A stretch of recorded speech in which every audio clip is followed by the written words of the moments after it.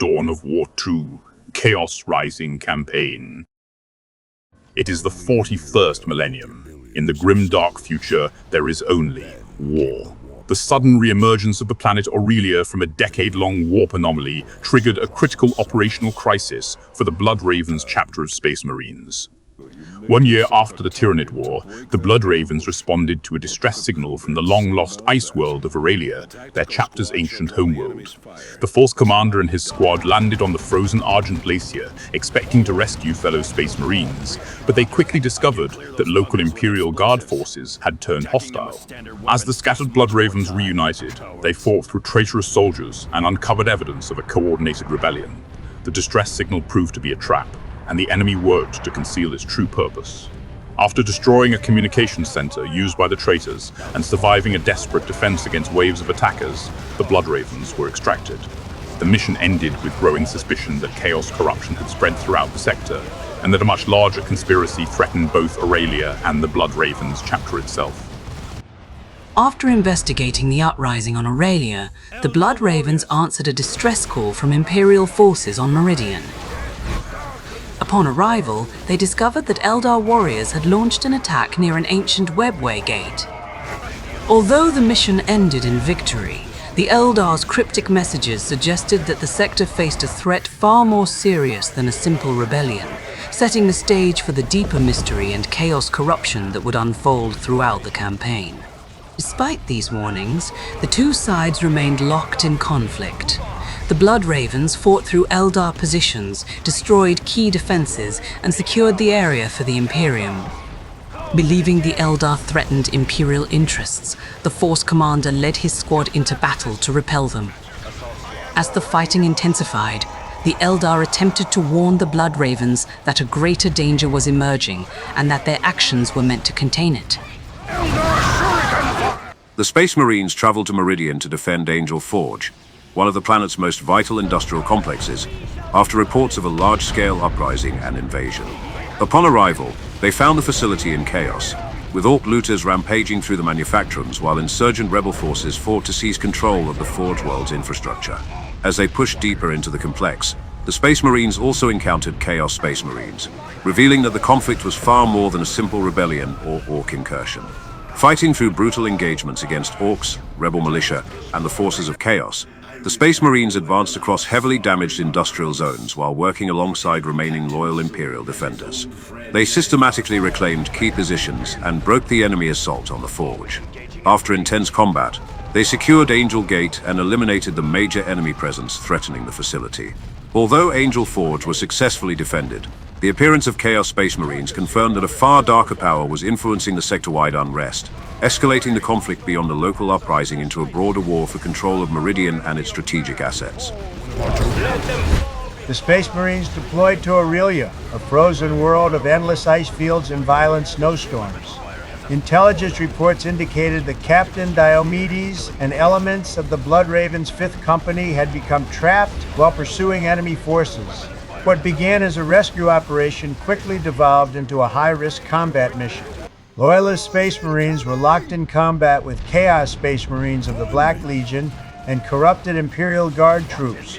Directing the enemy offensive was the Chaos Lord Eliphas. Despite constant resistance from corrupted Imperial Guardsmen and Black Legion Chaos forces, the Space Marines broke through enemy lines and linked up with Diomedes. Although the Space Marines emerged victorious, tension began to grow within the chapter. Diomedes remained suspicious of corruption among the Space Marines.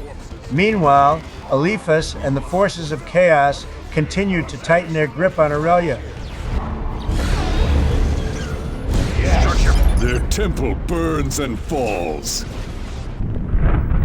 You allow them to escape, Lord Aragast. Because it serves me, Eliphas. If we kill them now, we waste the value of the traitor in their ranks. Your vengeance can wait. Of course, my lord. Of course. The Space Marines deployed to Calderas after receiving a distress call from Sergeant Priam and a detachment of Blood Raven scouts. Prime had led a group of initiates into the planet's desert wastelands to investigate a mysterious signal linked to Space Marines lost during the Tyranid War. Despite fierce resistance from the forces of Chaos, the Space Marines succeeded in linking up with the surviving scouts and driving back the Black Legion. What began as a rescue operation quickly devolved into a desperate fight for survival. Fighting across the harsh deserts of Calderas, the Space Marines engaged the Black Legion in an attempt to save the embattled scouts. Instead, the scouts had walked into a carefully planned ambush. By the time the Force Commander arrived, the Black Legion of the Chaos Space Marines had already inflicted heavy casualties and was pursuing the remaining Bloodraven scouts. Take your strike team and return to your strike cruiser, or wait further orders. The Space Marines deployed to Typhon Primaris after receiving a distress signal from Tech Marine Martellus. A veteran of the Tyranid War, Martellus had taken refuge within the Astronomic Array, a massive communications facility containing valuable data. Orc warbands had descended upon the region, drawn by the prospect of destruction and loot. Meanwhile, Chaos Space Marines of the Black Legion launched their own assault on the installation. What began as a rescue mission quickly escalated into a desperate battle for one of the sector's most important strategic assets. The three factions fiercely clashed with one another, turning the battlefield into a wasteland. Throughout the battle, Martellus worked to keep the array functioning, with the Space Marines laboring to defend his position. Despite relentless assaults from the Orcs and Chaos Space Marines, the Bloodravens succeeded in securing the Astronomic Array. Martellus was rescued, and the Black Legion was denied access to the valuable information stored within the complex. But it also revealed that Chaos forces were actively searching for knowledge. The Space Marines deployed to the Tyranid graveyard on Typhon Primaris, the site of the Bloodravens' final battle against High Fleet Leviathan.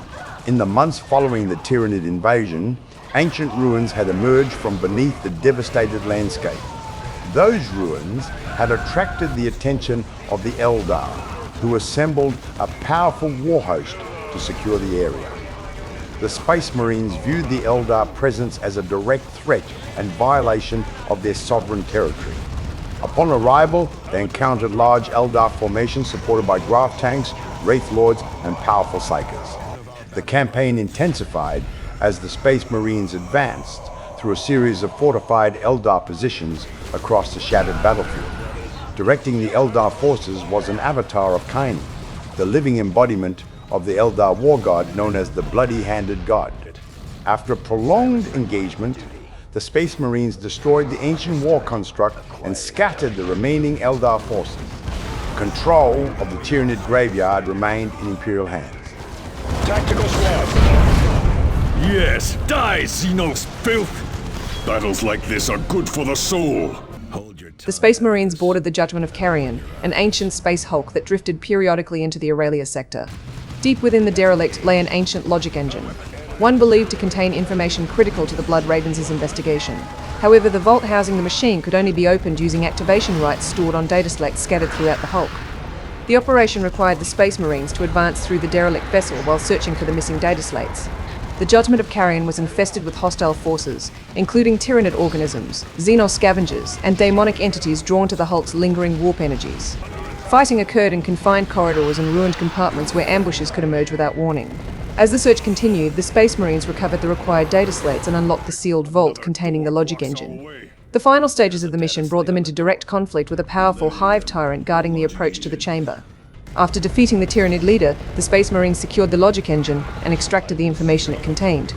The mission provided an important source of intelligence for the chapter's ongoing investigation. It also revealed further evidence that the secrets surrounding the Bloodravens' past were connected to events stretching back long before the current conflict in the Aurelia sector. Targus ready. Target, the foul thing is dead. The Space Marines returned to the Judgment of Carrion, an ancient space hulk drifting through the Aurelia sector. Intelligence gathered during previous operations indicated that the vessel contained relics and records connected to the Bloodravens' past. Among those relics was a powerful artifact that both Loyalist and enemy forces sought to recover. Advancing through the hulk's damaged corridors and abandoned chambers, the Space Marines encountered numerous threats, including Tyranid organisms, Xenos scavengers, and creatures warped by the vessel's long exposure to the Immaterium. The confined environment turned every passageway into a potential battlefield. The battle culminated in a final push to secure the relic and extract it from the Space Hulk. Despite heavy opposition, the Space Marines succeeded in recovering the artifact and denying it to their enemies. The mission provided another piece of the puzzle surrounding the Blood Ravens' origins and reinforced the growing importance of the Judgment of Carrion as a repository of knowledge connected to the chapter's forgotten past.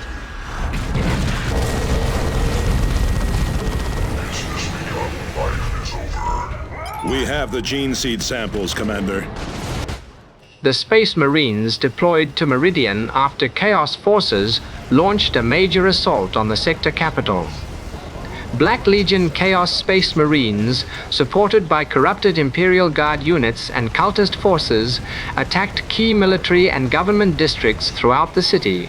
Advancing through contested streets and fortified strongpoints, the Space Marines counterattacked enemy positions and restored communications between isolated defensive sectors. Chaos commanders targeted command centers, infrastructure, and defensive positions in an attempt to break organized resistance. In response, the Space Marines launched a series of assaults against enemy strongholds and disrupted the offensive. Despite sustained attacks from Black Legion forces and their allies, the Imperial defenders retained control of the capital. The victory preserved Meridian's role as the administrative center of the Aurelia sector. Thank you, Blood Ravens. Once again, you have saved Meridian.